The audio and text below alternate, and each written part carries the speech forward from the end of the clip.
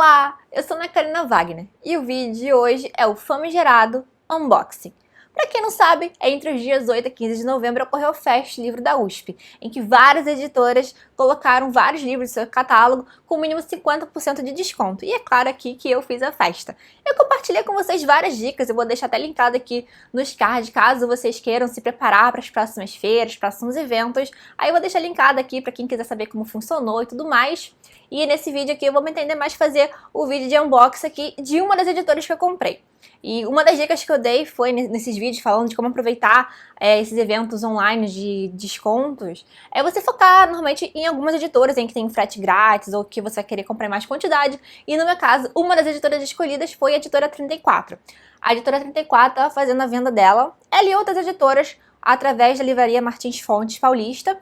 Então você poderia entrar lá no site e acima de alguns valores, dependendo da região, você tinha frete grátis. Aqui eu moro no Rio, o frete, acho que para conseguir o frete grátis, tinha que gastar no mínimo R$120 mais ou menos. Acho que era R$120, mas os valores variam, acho que de 120 a R$200. E aí você consegue frete grátis. E aí eu lembro que junto tava, eu sei que tinha Martin Claret e algumas outras editoras também. Então fica bem interessante você aproveitar, por isso que é legal você focar. E dito isso, né, eu aproveitei realmente, como eu disse pra vocês, eu fiz a festa e resultou nesta comprinha aqui, que eu vou mostrar pra vocês em detalhes aqui que eu comprei, os títulos aí, que eu espero ler. Assim, são metas que eu tenho de leituras para o ano que vem, vários desses livros. Então eu tentei focar nesses livros, assim, nos títulos que eu realmente queria. E tentei não sair tanto da linha assim.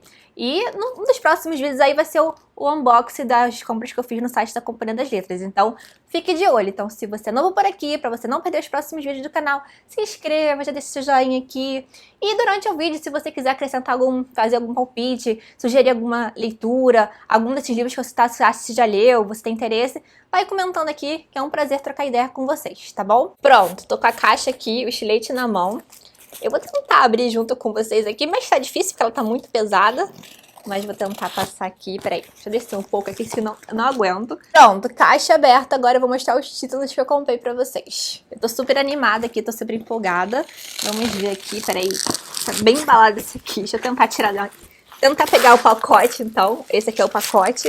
E vou botar a caixa aqui do lado. Mas deixa aqui nos comentários, enquanto eu tô abrindo aqui, se vocês aproveitaram as dicas que eu dei, se vocês compraram. E se vocês também compraram no site, por exemplo, da 34, quais editoras vocês compraram.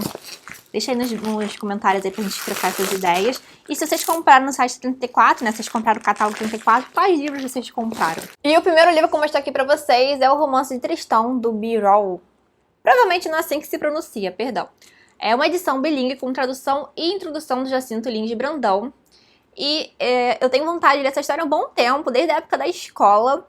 Eu tenho algumas, assim, noção da história por cima, né? Que a parte de cavalaria compõe um ciclo de histórias aí dos Cavaleiros da Tavala Redonda, do Rei Arthur. E na época da escola, minha professora de literatura gostava muito, falava muito dessa história. E depois, assim, recentemente, agora eu recebi o unboxing Nova Fronteira, que é a morte do Rei Arthur. E aí eu me animei muito em resgatar essa história. Então eu quero me aventurar nesses títulos. E aí por isso eu resolvi adquirir este livro. Comente aí se vocês já leram, o que vocês acham. Mas eu vou mostrar pra vocês, assim, pra quem não conhece, a diagramação da 34 segue sempre o mesmo padrão. Super confortável. Então, como é que, mostrando pra vocês assim, quem não conhece, a bilíngue, tá vendo? Aqui é o original e aqui é a tradução. Por isso que ele parece ser até um pouquinho mais grande, assim, gordinho assim, mas não é tanto, não. Ele parece ter aqui, ele diz aqui tem 330 e poucas páginas, então seria metade disso. Então, é bem curtinho aí, e tô bem curiosa por esta leitura. O próximo que eu comprei foi Viagem ao Harz, do Heinrich Heine, que é um poeta alemão. Bem famoso, bem conhecido. Eu não conhecia esses que eu sei, eu tô falando que é bem famoso, bem conhecido, mas eu não conhecia até então. É que eu tinha uma listinha, né, como eu falo pra vocês, é bom ficar na nossa lista, porém eu sempre dou uma olhadinha se realmente não tinha mais nenhum, se não tem mais uma coisa interessante. E aí eu tava vendo algumas dicas de algumas pessoas que eu sigo, e também eu me deparei entre essas dicas com esta capa aqui, que eu achei muito incrível. Sim, foi conquistada pela capa. E aí eu fui ler a sinopse e a sinopse me conquistou, né? Então, eu gosto de diversificar bastante as leituras, e a 34 permite um pouco isso, né? No caso de ter a coleção leste, ter literatura alemã, ter literatura francesa, tem um pouco assim desses outros países e eu gosto também de ter contatos com diferentes tipos. E eu fiquei realmente apaixonada e que essa viagem é um Harz. Harz é uma das regiões montanhosas, se eu não me engano, uma das maiores da Alemanha. Então, por isso é o que está sendo ilustrado nessa figura. E também, se eu não me engano, dei uma pesquisada realmente antes de comprar esse lugar. Ele aparece em alguns contos dos irmãos Grimm. Tem acho que tem uma coisa de trilha nessa montanha, né, em relação às bruxas. Eu não lembro muito bem, eu cheguei a dar uma olhada e fiquei bem fascinada com isso, mas confesso que o que me chamou primeiro realmente a atenção foi a capa. Fiquei curiosa porque eu nunca tinha escutado, assim, de falar nesse livro. E aí eu fui dar uma pesquisada e gostei bastante. A viagem, porém, é antes um fio condutor do que o tema principal do livro, que inclui poemas, reflexões sobre a vida, arte e política, descrições de paisagens, lugares e pessoas que encontra pelo caminho, relatos de sonhos e flertes passageiros. Tudo isso visto por uma natureza poética peculiar, extremamente sensível a todo tipo de beleza e impiedosa com qualquer manifestação da estupidez humana. Então foi isso que eu realmente gostei de quando eu falei pra vocês que eu li a sinopse. Aqui, ó. Que eu falei pra vocês, o poeta suspenso a envolver-se em um duelo. E nesse ponto tem início sua jornada pelo Harz, a maior cadeia montanhosa do norte da Alemanha, isso mesmo, cujo pico mais elevado é o legendário Brocken. Eu não sei, provavelmente não se pronuncia, né, porque é alemão, onde as bruxas celebram a noite das Walpurgis, cantada por Goethe no Fausto. Então eu achei as relações que tem em relação a esse livro muito interessante. E realmente eu não conhecia. Comente aqui deixa nos comentários se vocês conheciam esse livro. E eu não comentei, né? A tradução é do Maurício Mendonça Cardoso. E como eu disse aqui, mesmo padrão. E tem várias notas aqui, não sei se vocês vão conseguir visualizar, várias notas de rodapé também. O que eu gosto muito, que é uma coisa bem comum na 34. Tá vendo aqui, ó? Então, mais uma leitura aí para o ano que vem, que estou bem empolgada. O próximo livro aqui é Romeu e Julieta na Aldeia, do Gottfried Keller, com tradução do Marcos Vinícius Mazzari e ilustrações do Karl Walser. Esse aqui é um outro livro que eu tava na minha lista também, já tinha um tempinho, né, porque realmente eu gosto muito das peças de Shakespeare, no caso aqui Romeu e Julieta, e esse autor, ele vai fazer um resgate dessa história e levar para a ambientação... Ai, peraí. Duro o plástico, peraí. Vai levar para a ambientação na Alemanha. Se eu não me engano, é isso a história. Deixa eu dar uma lida aqui com vocês. Poucas vezes a literatura deu forma tão clara e concentrada à paixão luminosa entre duas pessoas ao mesmo tempo em que expôs com rara precisão as iniquidades da moral burguesa fundada na propriedade e na exclusão do outro. Foi inspirado em outro fato verídico ocorrido no interior da Alemanha em 1847, que o escritor suíço Gottfried Keller criou 7 anos depois seu Romeu e Julieta na Aldeia, ao atualizar a tragédia de Shakespeare e enraizá-la em uma aldeia suíça. Então, diz que tem ilustrações, já achei algumas aqui. Então, também fiquei bem interessada nisso. Aqui tem outra também que apareceu. Se eu tentar mostrar aqui pra vocês. Todo ilustrado. Tem várias ilustrações, bem no mesmo aspecto da capa. E também fiquei... Já escutei muitas pessoas falarem desse livro também, fiquei bem interessada. Esse aqui eu já conhecia. O único realmente que eu não conhecia a princípio, como eu disse pra vocês, é esse Viagem ao Harz, que eu fiquei surpresa. O próximo que tem aqui é outro que eu tava na minha lista mais recente, porque eu vi uma indicação no perfil, agora foi no Instagram, agora não vou lembrar direito de quem. Mas eu deixei salvo, e aí fui pesquisar, me interessei, coloquei na lista de desejados, não faz muito tempo, e aí eu falei, vou deixar para quando tiver uma feira, né, no caso, a próxima que chegou foi a Festa Livre da USP. Então, assim, eu gosto muito de comprar na Editora 34, principalmente quando tem essas ofertas, vale muito mais às vezes do que na Amazon, porque realmente o desconto fica com 50% e compensa muito. Esses livros aqui, normalmente, esses mais fininhos, ficam em torno de 20, no máximo 30 reais. Não chega nem isso. Então sempre fica em torno de 20 e poucos reais, então realmente compensa. E esse aqui é Histórias Apócrifas, do Karel Čapek. Se eu não me engano, ele é tcheco. Com tradução de Aleksandar Jovanovic. Provavelmente também não é assim que se fala, né? E eu achei muito interessante quando eu vi essa recomendação. Primeiro porque é um escritor tcheco. Se eu não é isso? Acho que é isso. Escritor tcheco, Karel Čapek. Acho que é isso. E eu achei, fui ler a sinopse, me animei também, porque eu vou ler com vocês aqui para vocês terem uma noção. Como teria sido o tribunal que condenou Prometeu por roubar o fogo dos deuses? Que resmungos trocaria um velho casal da Idade da Pedra lamentando a decadência das novas gerações e a falta de perspectivas da humanidade? Quais seriam os comentários maldosos que corriam entre os soldados gregos no cerco de Troia? E o que um esforçado padeiro de Jerusalém diria sobre Cristo e seu milagre dos pães? Perguntas como essa recebem aqui respostas geniais. E na forma de contos curtos, sutis e reflexivos, com uma ironia libertária que muitas vezes lembra de enquetes anarquizantes de um grupo inglês, o Monty Python.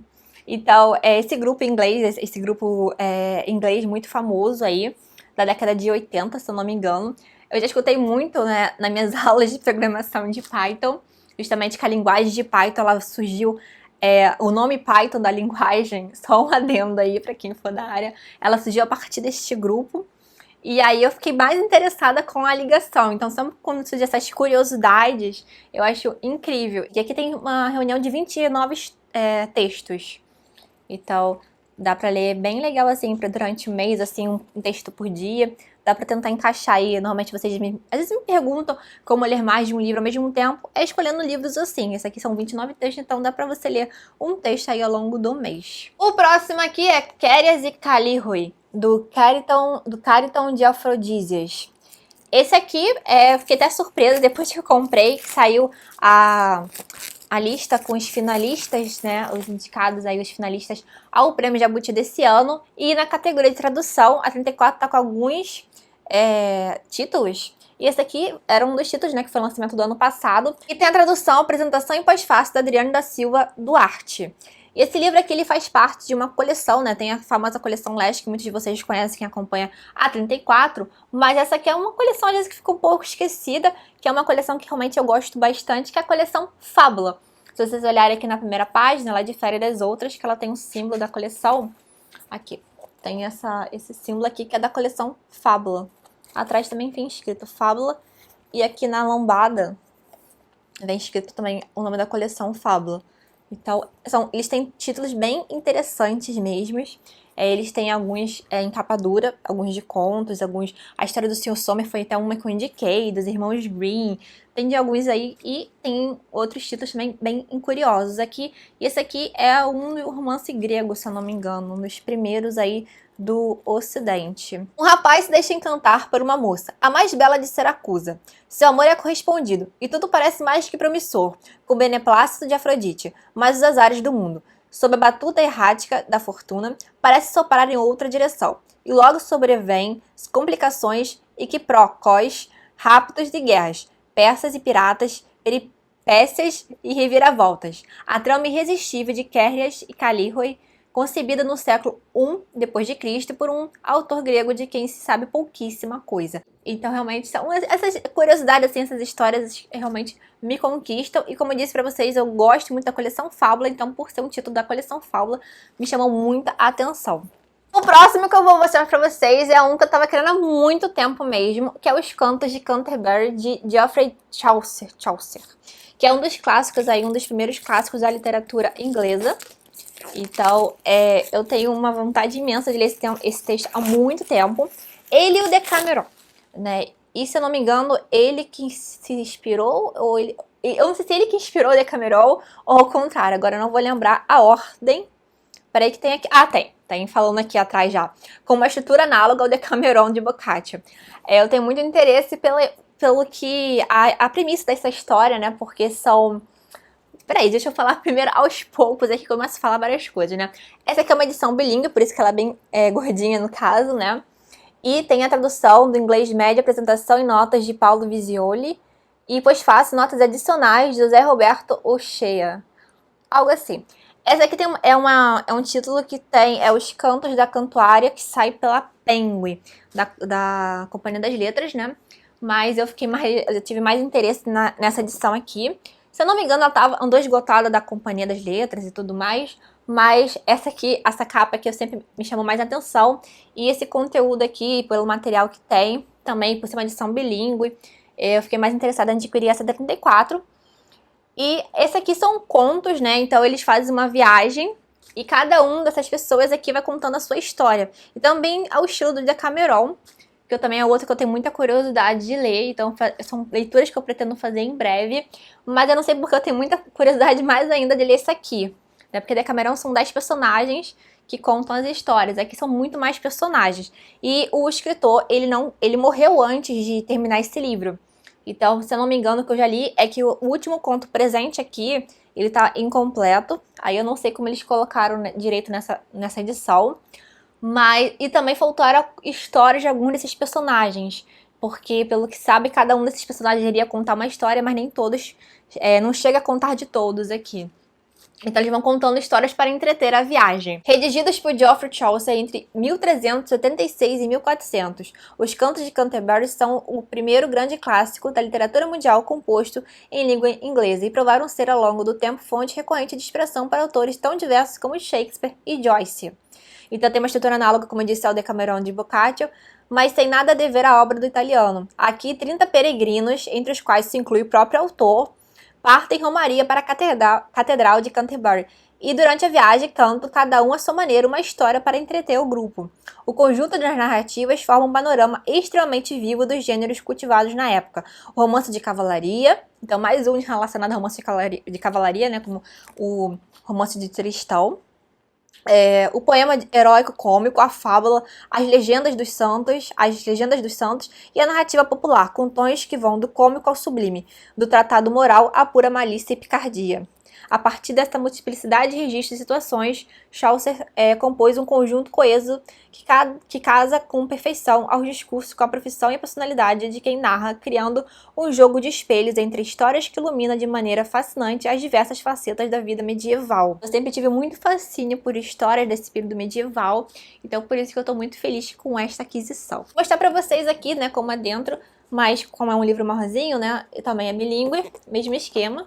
Aqui o original, então a diagramação não muda não, mesmo nos títulos maiores, tá vendo? É sempre a mesma coisa, assim, bem confortável de ler. E mesmo sendo um calhamaçozinho aqui, tá vendo? Já começou, é bem confortável. E também lembrando que é bilíngue, então não é tudo isso aqui o livro. O próximo que eu vou mostrar aqui pra vocês é esse aqui, O Asno de Ouro, do Apuleio. Numa edição também bilíngue, com tradução e prefácio de notas de Ruth Guimarães, apresentação e notas adicionais de Adriane da Silva Duarte. E esse aqui é um outro que é o único, aqui já tá escrito até aqui atrás, que eu ia falar pra vocês. É o único romance latino da antiguidade a sobreviver na íntegra até os nossos dias. O Asno de Ouro, de Apuleio, escrito no século II depois de Cristo, influenciou escritores como Boccaccio, Shakespeare e Flaubert. Você vê que estão todos realmente que trouxeram inspirações, né? Eu procurei pegar livros realmente, alguns aqui que são bem da antiguidade, são os primeiros livros aí de cada país, são grandes inspirações para grandes outros autores. E para quem me acompanha aí no Instagram, e se não me acompanha, eu convido você a me acompanhar por lá. Eu falei de um projeto aí, uma ideia que eu tenho de fazer uma leitura, seguindo meio que uma ordem cronológica aí de leituras da antiguidade. Então, claro que o Asno de Ouro entraria e outros aí, como o Conto de Canterbury também. Mas antes desses aí entraria Ilíada, Odisseia. Então, são um projeto aí que eu tenho e que eu vou falar depois melhor em vídeo. Mas já aviso pra vocês antemão, por isso que algumas compras aí têm a ver com essa premissa. Claro que vão vir outras leituras antes dessa, mas eu tô muito curiosa com esses livros aí que inspiraram tantos outros grandes também autores clássicos, mas resgatar esses clássicos da antiguidade. Então eu fiquei bem curiosa. Esse aqui, ao contrário de que nós temos muito, né, em relação à antiguidade, que a maioria são em versos, os textos, esse aqui é uma prosa. Então, para quem realmente às vezes não gosta do estilo dos textos da antiguidade, assim, né, dos clássicos da antiguidade, ser no meio de verso, esse aqui é em formato de prosa. Então eu fiquei bem curiosa quando eu descobri também mais sobre isso também. O próximo aqui é um do Mikhail Bulgakov. Eu nunca li nada desse escritor tão conhecido aí, tão querido por muitos aí, que é o Anotações de um Jovem Médico e Outras Narrativas. Esse aqui foi um dos primeiros Ele é o escritor, né, do Mestre Margarida, pra quem não tá associando. E esse aqui foi um dos primeiros livros publicados por ele, se eu não me engano. E o Bulgakov, ele, antes de se antes de realmente se dedicar à vida de escritor, ele foi médico. Então tem relatos aqui dessa vida dele como médico. E eu fiquei bem curiosa em adquirir este livro. Primeiro vocês vão ver porque eu comprei outro livro dele também. E porque também eu tô com um livro, aquele A Cidadela, do A.J. Corin, isso. Que foi uma indicação até do Antônio Fagundes, no Clube do Livro. Ele sai pela editora, acho que pelo selo José Olímpio, do grupo editorial Record. E eu tava... Então, também tem essa ambientação médica. E quando eu descobri que tem esse outro título também, que tem essa... Fala sobre a vida dos médicos numa época, num determinado local, as precariedades e tudo mais, os desafios. Eu fiquei bem curiosa com este título. E aqui tá falando aqui, ó. Reunindo 9 narrativas ficcionais, Anotações do Jovem Médico traz alguns dos primeiros experimentos literários de Mikhail Bulgakov, um dos mais aclamados escritores russos do século XX, o autor de Mestre e Margarida. Foram publicados entre 25 e 26 em um periódico soviético direcionado aos trabalhadores da medicina. Ele vai falar, além da experiência dele como médico, vai falar dessa experiência dele como médico no interior da Rússia. Então eu achei isso bem curioso, bem interessante. E também vi pessoas recomendando também esse livro. Como eu acabei de falar pra vocês, já estava pronto aqui, né? O outro que eu comprei do Mikhail Bulgakov é o Mestre e Margarida, que é um outro livro que também muitas pessoas recomendam.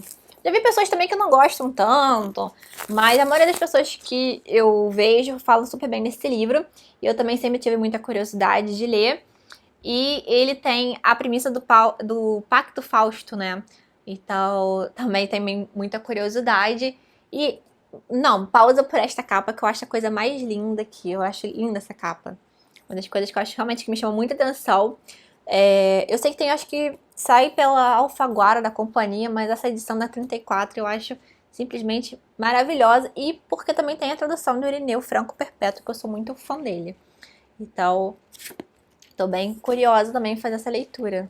Não sei qual que eu leio primeiro. Quem já leu o Bulgakov, qual que vocês recomendam? Começar com Mestre e Margarida ou começar com Anotações de um Jovem Médico? Qual que vocês acham que eu devo me aventurar primeiro? Esse aqui, vou mostrar pra vocês aqui dentro também, mesma coisa. Nem todos eu tô mostrando por dentro, mas o único ilustrado desse daqui realmente Romeu e Julieta na Aldeia, com ilustrações, mas os outros seguem o padrão de sempre, tá? E todos com orelha, tá? Pra quem não tá acostumado assim, todas com orelha. E eu gosto muito da qualidade da capa da 34. E as traduções são super respeitadas, tanto que tá sempre concorrendo na categoria de tradução no Prêmio Jabuti. E por último, um livro aí que eu tava com muita vontade mesmo, que é esse aqui, Os Contos dos Irmãos Grimm, nessa edição maravilhosa, capa dura, da 34, assim, da coleção Fábula. Por isso que eu falei pra vocês que eu tinha outro livro que eu tinha adquirido da coleção Fábula, de que eu gosto bastante. Eu não tinha tanto contato com a coleção Fábula, até que eu recebi no meio do ano, mais ou menos, da 34, o livro A História do Sr. Summer, do Patrick Suskind. Foi até um dos livros que eu comentei, sugeri pra vocês aproveitarem, porque ele é muito lindo, ele é todo colorido, maravilhoso. Ele tá até aqui.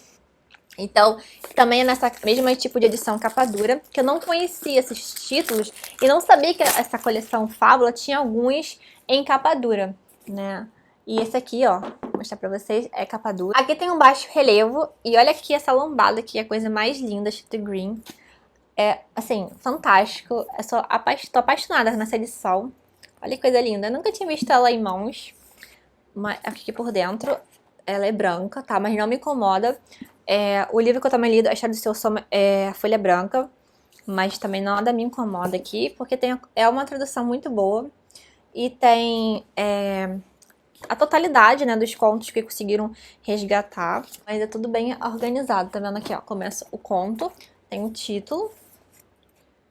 E bem espaçada a diagramação. Esse aqui tá até uma diagramação diferente dos outros, né? Ele segue um pouquinho um padrão diferente, até um pouco mais espaçada. E aí começa sempre na outra página que eu conto. Com esse mesmo padrão aqui. É muito lindo. E eu me animei realmente a adquirir a da 34, né, dos Irmãos Grimm, mesmo não tendo as ilustrações e tudo mais, por dois motivos. Primeiro é porque eu já tenho a edição em inglês da Barnes Noble, que por acaso tá aqui, então ela tem ilustrações antigas. E porque também eu recebi da 34 dois volumes dos contos do Hans Christian Andersen. Então, como são dois contistas, né, desse Fábulas Infantis, dessas histórias, desses contos infantis, eu quis ter da mesma edição, da mesma editora. Então, por isso que eu me animei em comprar esta daqui. Já que eu tô comentando tanto dessas edições aqui, ficando torta aqui na estante, só peguei pra mostrar pra vocês, tá? Então, essa aqui é do que eu comprei. E essas aqui, as duas, eu tinha recebido já da 34. Então, mostrar pra vocês porque a ideia de comprar, tá vendo? E eles vão lançar depois mais volumes aqui pra terminar os contos que estão sendo lançados de forma individuais do Hans Christian Andersen. Então, por isso que foi. Então, segue o mesmo padrão. Então, pra quem tiver interesse aí, gostar de contos infantis, assim, na versão integral, né, na original, é uma excelente opção aí, essas edições aqui da 34. Então, eu tô muito feliz mesmo com essa aquisição, no caso, com essas aquisições. Então, pessoal, essas aqui foram as minhas compras da Editora 34 na Festa Livro da USP. E realmente valeram muito a pena, porque todos esses livros eu consegui o desconto de 50% e não paguei o frete. Então, realmente compensaram bastante. São livros que não vejo em promoção, como eu disse pra vocês, raramente. E quando entra, é muito difícil um desses títulos estar com 50% ou mais do que isso. Então, 50% é bem difícil mesmo. Então, realmente eu deixo pra fazer essas aquisições durante esses eventos. Então, me sigam aí pelas minhas redes por aqui, porque sempre que tiver esse evento eu vou compartilhar com vocês, dar essas dicas, que vale realmente muito a pena vocês fazerem a aquisição e comprar em quantidade assim, porque realmente por causa do frete e tudo mais, tá? Então deixa aqui nos comentários se vocês leram algum desses livros, se vocês me indicam qual que vocês gostariam de ver aqui no canal primeiro, que vai ser ótimo, como eu disse, trocar informações com vocês, conversar com vocês ideias e tudo mais, tá bom, pessoal? Acho que é isso. Então, até o próximo vídeo. Tchau, tchau!